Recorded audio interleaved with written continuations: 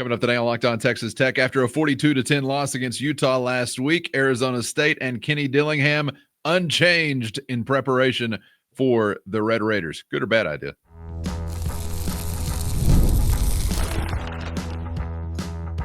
You are Locked On Texas Tech, your daily podcast on the Texas Tech Red Raiders. Part of the Locked On Podcast Network, your team every day. Great to be with you again on Locked On Texas Tech on the Locked On Podcast Network, your team every day, always free and available on YouTube or anywhere you get podcasts. And thanks as always for making us your first listen.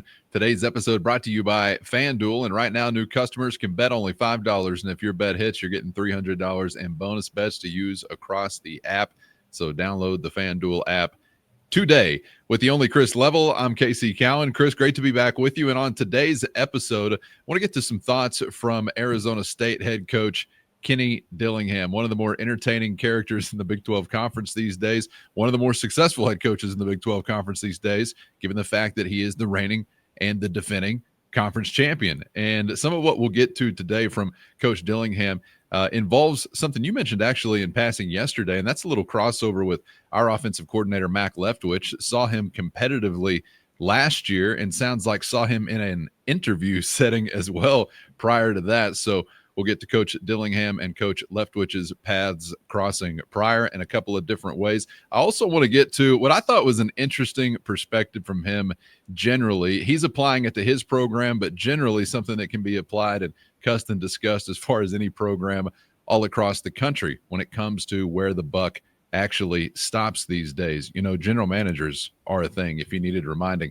But I wanted to kick off the convo, Chris. Going back to last week, obviously Arizona State humbled by Utah in a rout. And when something like that happens, you may be thinking about, I don't know, going back to the drawing board and reconsidering some things. But it seemed like this week Kenny Dillingham was unchanged as far as their approach to winning.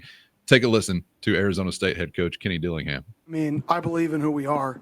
I mean, we're a 4-2 football team. We're 2-1 in conference. I mean, I'm pretty happy with where we're at this time of the year. I know, external people have their own opinions on where we should be and all that, but I have my own opinions as well, and I'm happy with where we're at. We're in a position to achieve everything we wanted to accomplish. Coming into the year, we just got to be the best version of us. I mean, last year we started conference play 2-2. And we're 2-1. We're playing with house money compared to last year. So I think you got to keep things in perspective. A lot of the times, and the perspective can't be external, has to be internal. What do we have to get better at? Well, we struggled tackling, and we're still struggling in the low red zone. We had 2 drives in our first 3 drives that went 17 plays versus Utah. If you would have told me that, I would have been fired up. Wait, we had 3 drives in the first half that weren't 2-minute, and 2 of them went for 17 plays? We're right where we want to be in a rain game, right? But we obviously weren't, right? So that's the bad part. We couldn't tackle them. I mean, it was impressive. Like, it wasn't fun to be on the other side of not being able to tackle somebody, but we couldn't tackle them. We averaged 12 yards carry. Like, that's not ideal. And they do a great job schematically. They did a great job. I mean, they put a 350-pounder at tight end and said, we're going to run the ball at you. And they did that. And like I said, going into the game, that game was a culture game, right? And that day, they out-physicaled us. And when somebody does that, there's not many answers you can have when, people move people.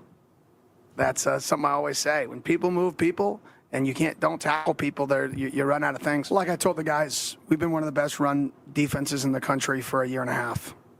That's our culture.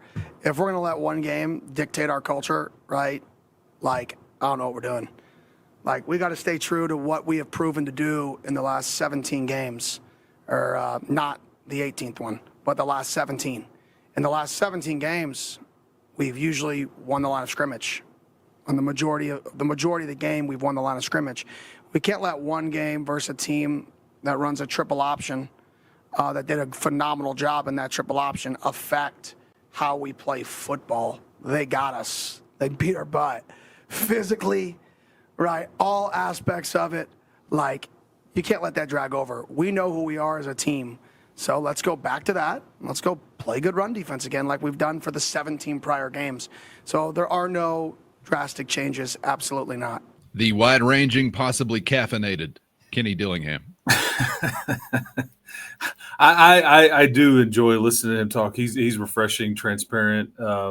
He's a younger guy, and now he's got some skins on the wall. I think that gives you a lot of street cred in the biz. He's a Arizona State grad and alum and all that stuff, and so I think he's got, and now he's got some equity into that thing. And but here's what, he's not wrong in that. Like TCU in their game before ran the ball for 10 yards.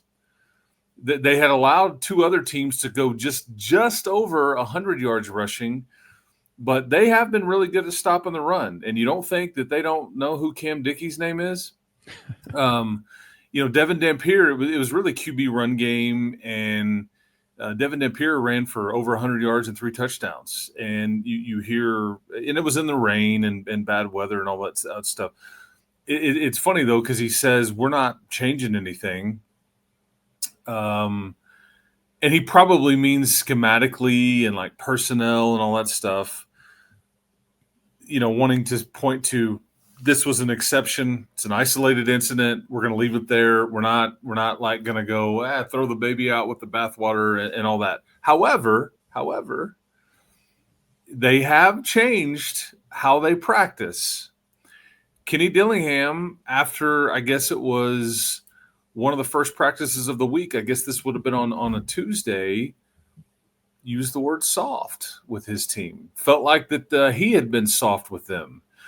And it's the dynamic of, I don't think we're tackling enough.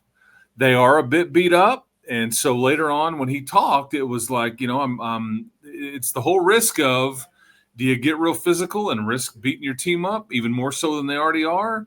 Or do you kind of back off and then not tackle as well in the game? And so he's trying to find that balance, but they are basically saying we haven't been hitting enough in practice. We haven't tackled well enough in practice or gotten physical enough in practice. And so they are being more energetic and tackling more in practices this week. It just sets up, you're getting their best shot. I mean, sometimes it's about when you play people. This is going to be an interesting time to be playing Arizona State. Yeah, I just wanted to offer up again, and I'm glad you mentioned that at the end. Screw you, Utah. I hate the way this week has set up so much as you travel out to take these guys on with this head coach, and just every bit of attention-getting material you could possibly imagine. So thanks a lot, Utes, for that setup for this one. For whatever it's worth, from a Texas Tech perspective, I do not look at this Sun Devil team as I necessarily did when they were wrapping things up in Arlington last year. So I'm not trying to act like it's the same cast of characters when we talk reigning and defending. There's one major character that's in New York now that was a big impact guy for them last season. But I still think, Chris, regardless of how you feel, you're expecting any coach worth his salt to be able to utilize a week like this, leading up to a home game, homecoming, all the things we know that's going into that, to really have them come out with their hair on fire. So in one way, it's a different kind of challenge for Texas Tech, because there is going to be, I would imagine, a large amount of energy on that Sun Devil sideline. I don't know what to make of the fan base. I really don't know enough to think, are they riding with them, picking them up? Are they bailing? Not quite sure on that. But the team, I expect to have their teeth sharpened, filed down to a point by Saturday. Yeah, I mean, they've had really good crowds. I do think it's not a night game scenario, but I mean, you saw that in Utah, you dealt with a spicy crowd there or earlier in the day. I don't know if Arizona State would be quite that, but if this was a 7:00 kick, you'd be a little bit more leery of it. Which that's what it was the last time we were out there. The Kalen Ballage game, I remember that well.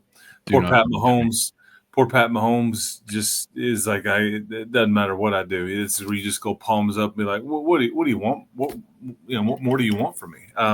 50 more, please. That's what we need. Yeah, that's right. But this you'll have to weather a bit of I say storm. You'll have to deal with their energy and all the things like initially, and then you'll get to find out whether they're good enough to do anything about it and sustain it. And This isn't a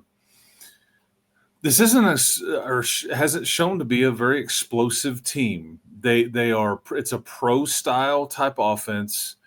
They've got some high level players at certain positions, but they're not looking to get into a shootout and not living off of scoring 30 to 40 points a game. I mean, averaging 26 a game. They're opportunistic. Their defense there's not really any freaks over there. They're just solid across the board. We'll see what the injury reports continue to look like as we go along this week.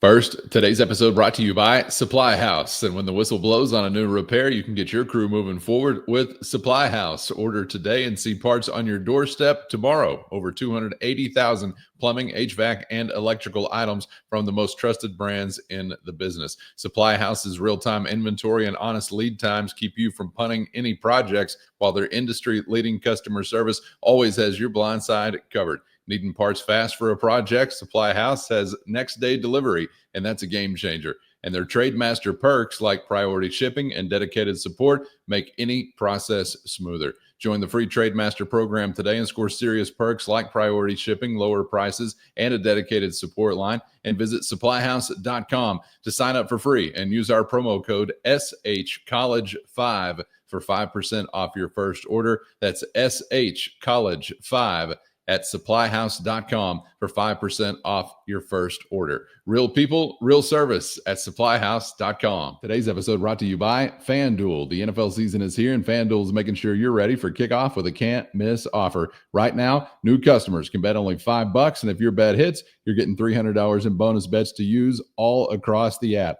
Player props, building a same-game parlay, or even jumping in live as the action unfolds. Any way you like it, FanDuel has you covered, and it's quick, easy, and secure every time. Ready to play? Download the FanDuel app now by visiting FanDuel.com to get started. That's FanDuel.com to place your first $5 bet. We'll see what the injury reports continue to look like as we go along this week. Some rumors of safety issues for them. They're missing a starting offensive lineman. You've got your own question marks, namely at quarterback. And so this you should be okay in that you're going to be able to withstand whatever they throw at you. You just can't go help them. I mean, you're going to get a motivated, probably crisper performance. You can't do the whole self-inflicted stuff. You can't go pick a game and okay, let's decide to turn it over 3 or 4 times and let's just make it interesting and see what you can't. Not against this team. Against others, you may be able to survive it. But this is how TCU got beat against these guys. They just couldn't. The second half they just couldn't move the ball, and there were some turnovers and. So that's what I think you kind of know about how you need to operate going into this one. And it's really no different than what you've dealt with in the last 2 road games conference wise.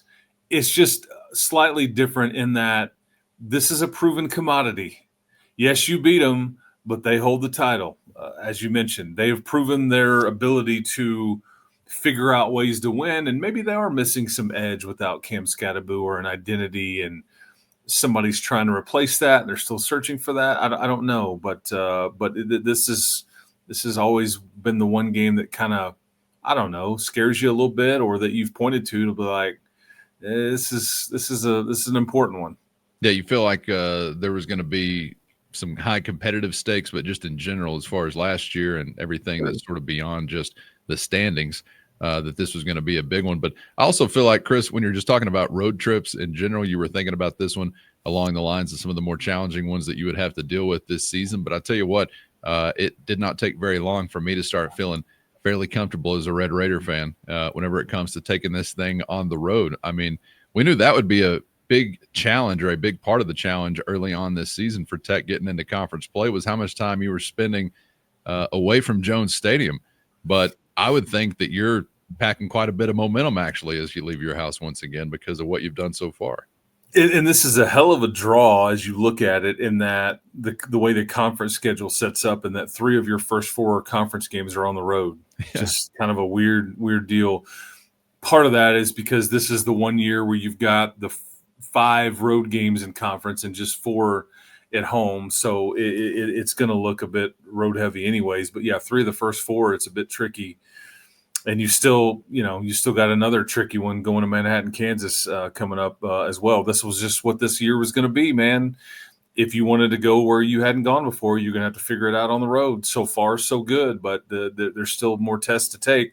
And again, as I stated, like on Sunday when we talked, the fascinating thing about this game, more so than any other one, is because of how you've started the year, because of what they've done last year and what they've done a little bit this year, because they're still in a good spot. As you hear Coach Dillingham say, each team or each coach could really take turns pointing at the bullseye on the other guy's back. Like, no, we don't have a bullseye on our back. You do. No, it's not on ours. It's bigger bullseye on your back. I mean, that's just, there's gonna not be any other game like this in that sense, that each guy's going, yeah, we owe you one. Like, whether the game is circled or whether somebody does have each guy can realistically muster up enough reasons and stuff to say, this is, we're coming for you. You're the one, and you can really buy into both sides. Yeah, it's like, no, we're the feel-good story. No, we're the feel-good story. Yeah, that's right. Interesting dynamic. But respect this guy. I love characters, Chris, and I'm glad to have him in the Big 12 Conference. He fits that bill easily. Oh, yeah. He is I remember saying this to you last year. I wasn't super familiar with him, and as we got into the game last year, I think he is. I think he's refreshing. He's not an excuse maker. And one thing I've noticed this week is this isn't just a Big 12 incident. There was another coach that said something publicly, and the Big 12 Conference kind of, pushed back. It's really interesting how Coach Dillingham handled his team's loss and what he said. And then if you're, I guess maybe this is some sorcery that there's a couple other coaches that have really wanted to make a controversial accusation or a controversial statement about another league, and yet nobody's talking about their loss or their team anymore. It's all about the other things. So maybe Coach wait, you're saying they were talking about that instead of the game and like their team and the things that led to the result. Oh, yeah, that's one way to do it, I guess. Yeah, but it's we've seen a couple of examples of that in the last 3 to 4 days. Are we laying the inference on thick enough? I think so. Let's take a listen to Coach Dillingham actually talking about something that I think maybe ties into exactly what you're bringing up there, where the buck actually stops.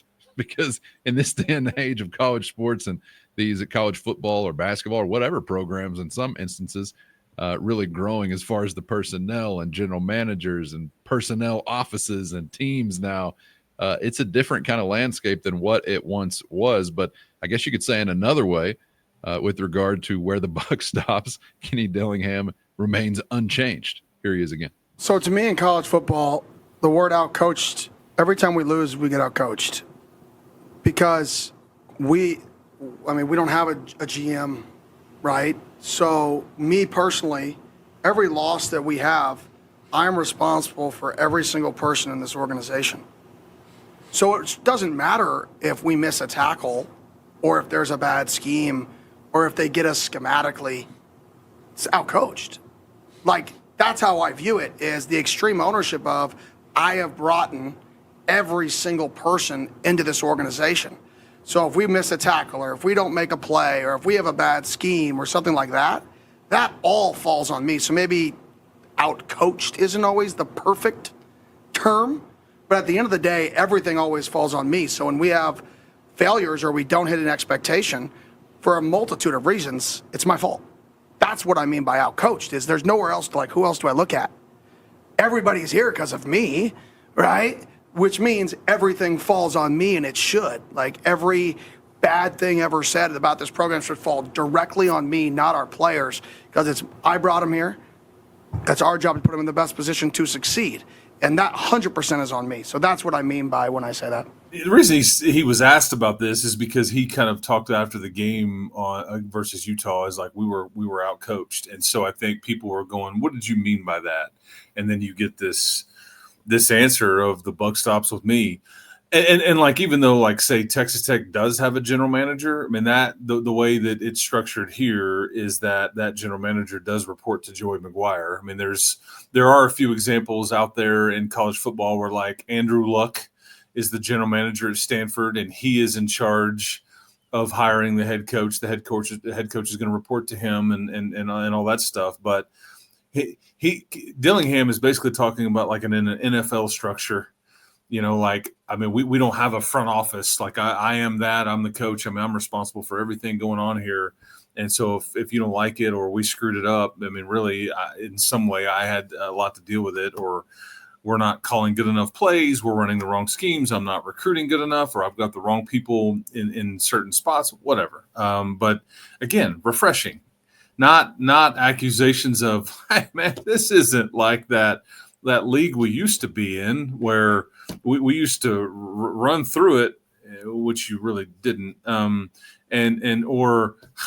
mean, they threw something. Is what I saw. Is like there was something tossed. Like I don't guess I understand how this could be allowed to happen. The culture here is just this is really a shame. I mean, somebody's got to do something about it. But here's a guy right now that got his ass kicked and is willing to tell you that, hey man, yeah, we did. I'm gonna try not to let that happen again, but I'm not gonna run and hide from it.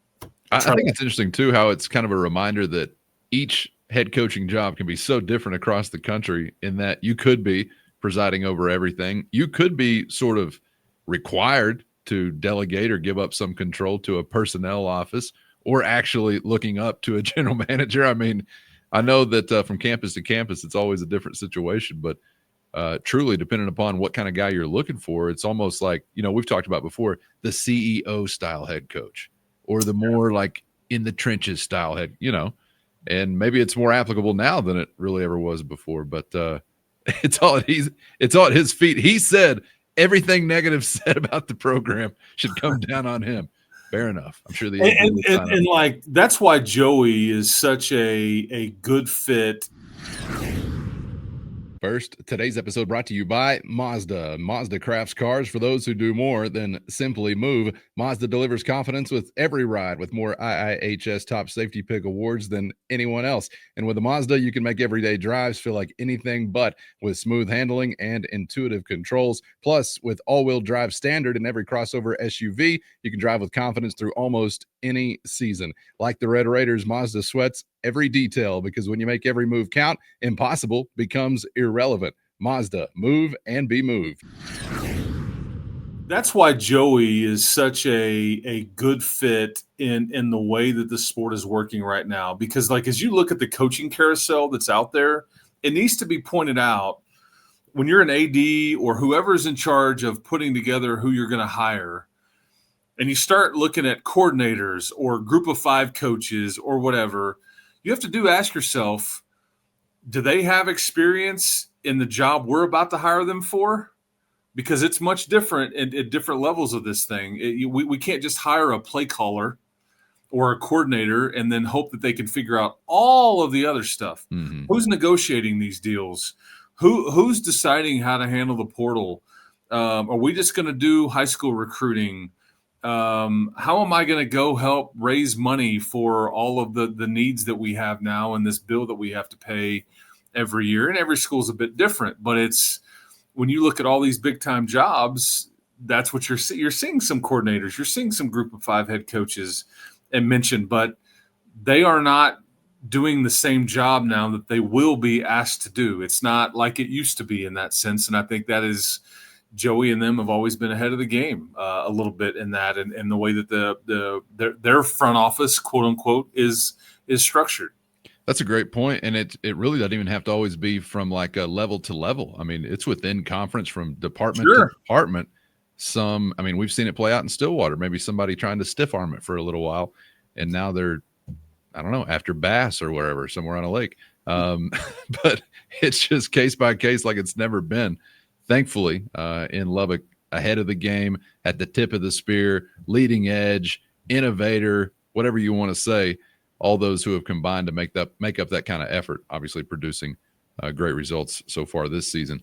Before we wrap it up, Chris, we can't actually use your carousel comment to segue into this final thought I wanted to get from Coach Dillingham as it relates to a crossover that you actually touched on yesterday in season last season. Mac Leftwich, Tech's offensive coordinator, did face Arizona State. It was actually a pretty tough day for the Sun Devils down in San Marcos, but nonetheless, I didn't know there was also a different kind of crossover in that apparently Leftwich considered for a position on Coach Dillingham's staff previously. Take a listen to Arizona State head coach Kenny Dillingham. Been phenomenal. He was a guy that, to be honest, he was a guy that we interviewed for the job here because he worked with Sean Paul Brophy, a guy I'm near and dear with, and he absolutely hit it out of the park. I just wanted a guy with head coach experience, but he was an absolute stud. He was a stud at Texas State last year. His dad was a stud in this profession. He grew up in this profession. He's been a stud there at Tech, so he's an absolute superstar. He's a future head coach, 100% for sure. Like I said, he's done a phenomenal job there. And selfishly, of course, I immediately ask, can we use any of this familiarity to our advantage? Yeah, well, so Mac's offense went obviously against Arizona State last year. He knows, their large in part their personnel and all those things. But yeah, it's I think when Kenny got the job there, he's a younger guy. Mac's a really young guy, and typically you want to surround yourself with some experience, and so that is why obviously Mac didn't get the job there at the time when they were looking, because it's like, man, I need to surround myself with somebody that's older and maybe been a head coach, and kind of I need to be able to lean on somebody and all that. But as we've seen from Coach Leftwich, he's very sharp, but he's just very young, and but I think that the past experience certainly doesn't. I think it probably helps you more than it does them, because you've seen what they do with a lot of the same personnel, but he's got a completely different group of personnel here. And then you've got this cloud of who's going to be your quarterback. So there's probably some differences that it's probably advantaged Coach Leftwich. Maybe it's minor, but and some of that stuff is overrated. But anyway, he will know a lot about what's going on there, because he'll have a book on them from last year and the prep there and the recap of that and all those things. So it'll be interesting to see kind of how that plays out. But I appreciated what Dillingham said about Coach Leftwich there, because, he's just being brutally honest. I mean, he crushed it, but he just wasn't exactly what we needed here at the time. Sometimes these jobs and hirings are all about timing as much as anything. Doubled or tripled down on calling him a stud. So I think he's fond of Mac Leftwich.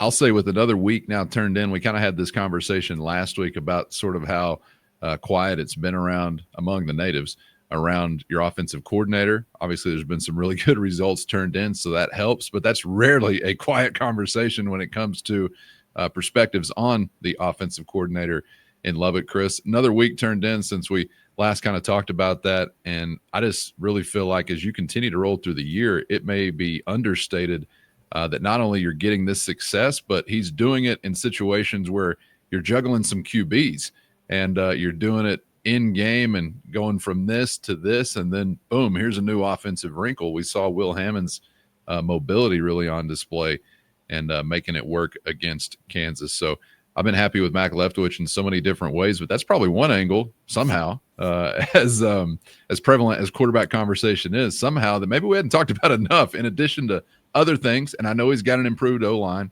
We've talked about improved personnel. That all helps tremendously. But turning in a really good season, and not without some adversity, having to deal again this week with thoughts about two different quarterbacks.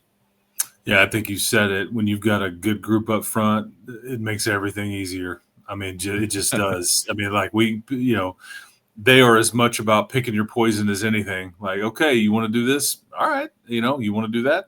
Okay, we'll do that too. I mean, that's just, but yeah, you're, I was thinking about this when I was driving to work this morning, but you've really dealt with the QB thing every week, really. I mean, dinged up, and then he's going to play, and then, okay, now we need to see what it looks like. And then you get dinged up, and then the other guy comes in, and then, okay, now we got a bye week. And it's just kind of been a thing really all throughout the season. And yet it's, we're used to it. It's worked out well for you. We knew you needed the room. There's a reason that you put depth in the room, and that Will Hammond is on a 2-year contract, and that you added Mitch Griffiths and all those things. We knew the questions about Baron Morton coming into the year, and could he stay healthy and play. And it's funny because he's missed more time technically, I guess, this year than he did last. As far as game reps and snaps and all that stuff. And because last year he played in every game, and just I think the only one he didn't finish was the TCU game. But yes, and Coach Leftwich would tell you they're not running different offenses. They're just highlighting some QB run game when Will is in there. And every skill player will tell you our job is to just do the same thing. We're not – it doesn't really change with whoever's in there, and that's good because you're not having to coach and teach two different variations of an offense. It's the same thing. It's just you're adding in the QB run game with one guy more so than you are the other. But we'll see what we get this weekend in Tempe as far as who's playing quarterback for you. Yeah, well, credit to Coach Leftwich and obviously everybody on that side for continuing to put up some great offensive numbers and be one of the most explosive in the country while still going through a bit of a revolving sort of door when it comes to the QB. We'll see what this week holds. Chris, appreciate your time as always, man. Enjoyed the conversation, and we'll see you for the next one. We'll get back together to go mailbag mode on them to wrap up the week before we send you to the desert. You got it, man. Looking forward to it. This week has gone by fast for sure. But, big one coming up Saturday afternoon in the desert for sure. So, bang, bang, everybody. Talk to you next time. Keep the hope alive. That sounded ominous. He's going to the desert for a game. Nothing gambling debts or Joe Pesci related. Just a football game. Sorry about that. All right. Thank you so much for being out there. Get subscribed on YouTube or anywhere you get podcasts so you never miss an episode. We appreciate the everydayers for always being there and riding along. And, of course, the Matador Mob. Hit our show notes and find a link to a free 14-day trial. If you're interested in joining that crew, it's your direct line to Chris and myself with one-on-one text sent straight to your phone. For Chris, I'm Casey. Thanks as always for the time. We hope to see you back for the next round on Locked On Texas Tech.